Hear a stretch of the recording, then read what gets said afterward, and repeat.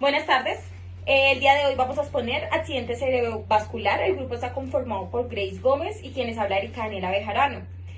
Somos estudiantes de la Fundación Universitaria del Área Andina en el programa de optometría de Ciencias de la Salud. Entonces empecemos. Accidente cerebrovascular.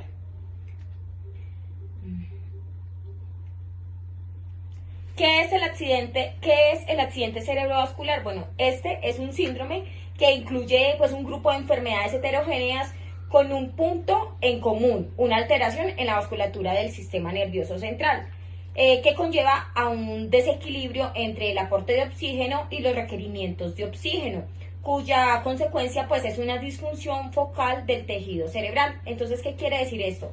Que en el cerebro tenemos unas venas y unas arterias encargadas de la oxigenación del cerebro. Lo que pasa es que hay veces, ya sea por coágulos o por muchos otros factores, colesterol, que esas venas, esas arterias tienen una obstrucción y lo que hace es que ese tejido en donde el oxígeno no está llegando correctamente por nuestra sangre, tiene un desequilibrio, una disfunción, y eso es lo que hace que se genere un accidente cerebrovascular.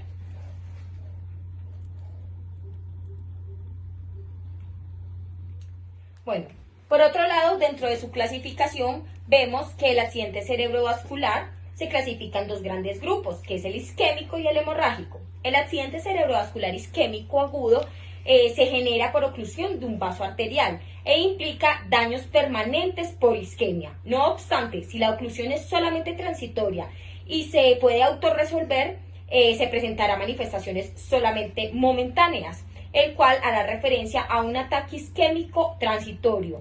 Este se define pues como un episodio de déficit neurológico focal por isquemia cerebral.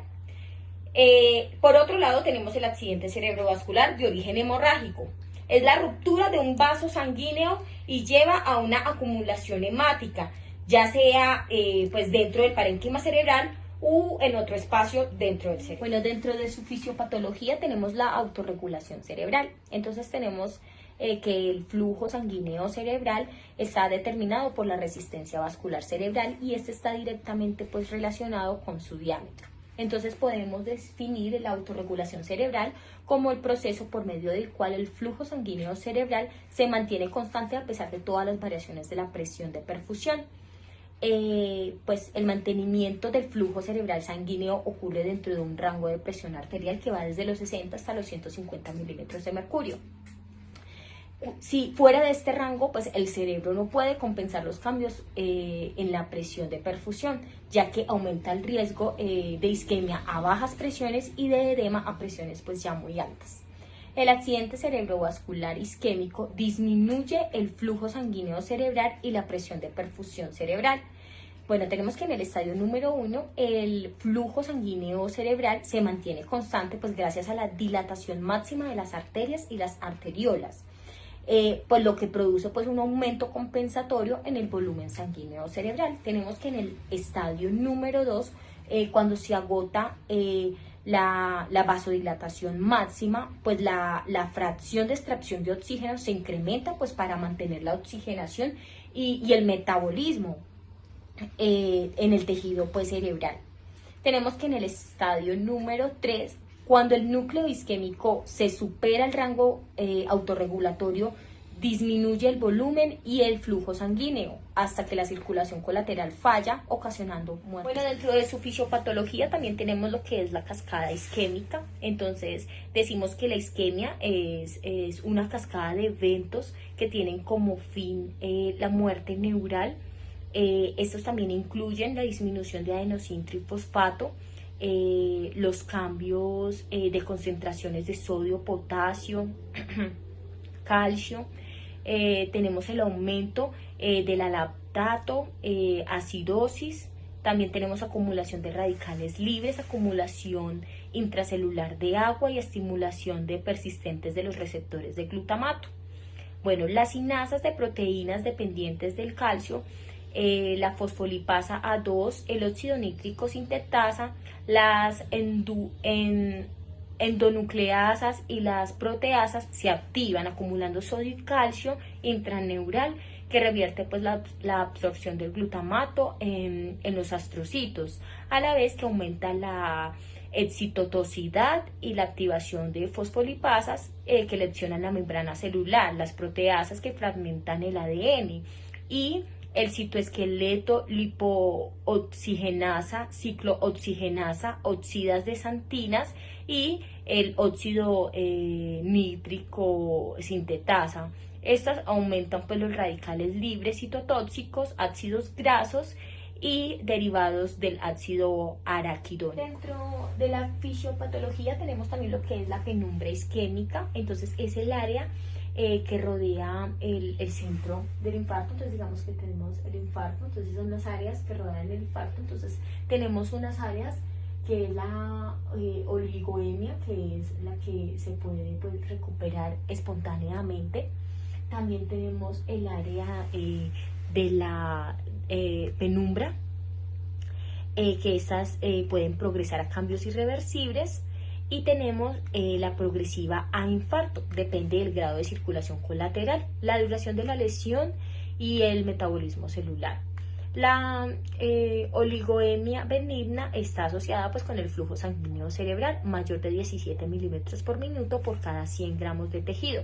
La penumbra isquémica a valores de entre 10 y 17 milímetros por minuto por cada 100 gramos de tejido, y el core del infarto a menos de 10 milímetros por minuto por cada 100 gramos de tejido. Dentro de la fisiopatología también tenemos lo que es el edema cerebral. Entonces decimos que aproximadamente el 10% de los accidentes cerebrovasculares son denominados malignos debido al edema cerebral, el aumento de la presión intracraneal y también debido a la herniación cerebral. Entonces decimos que hay dos mecanismos fisiopatológicos del edema, son el citotóxico y el vasogénico. Entonces tenemos que el citotóxico es por el estrés oxidativo, genera expresión de canales no selectivos, como el receptor tipo 1 por la sulfonilurea y el adenosintrifosfato, que ingresa masivamente a la célula.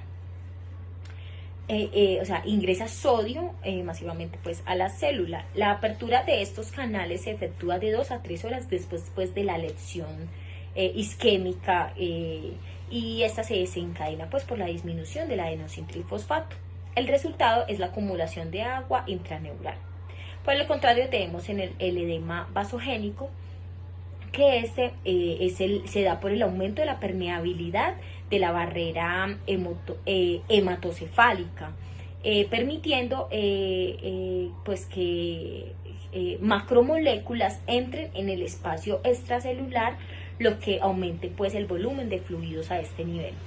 Bueno, dentro de su etiología, entonces tenemos aquí los síntomas importantes, que serían la enfermedad aterotrombótica, aterosclerótica de gran vaso, el cardioembolismo, enfermedad oclusiva de pequeño vaso, infarto lacunar, otras causas y de origen indeterminado. Bueno, tenemos en el cuadro clínico los signos y síntomas se manifiestan pues, según la localidad y extensión de la lesión. Los principales territorios vasculares que pueden verse alterados son la circulación anterior, arteria carótida interna, arteria cerebral media y anterior, y la circulación posterior en arteria cerebral posterior, arteria basilar y arteria vertebral. Pues por estudios demostrados se ha dicho que las venas media y anterior son las que pues, los que más sufren este tipo de accidente cerebrovascular, sobre todo isquémico. Entonces ahí tenemos pues como el cuadro clínico. Factores de riesgo sería fumar, colesterol alto, alcohol, tensión alta, inactividad física, diabetes, enfermedad, estrés, obesidad y fármacos.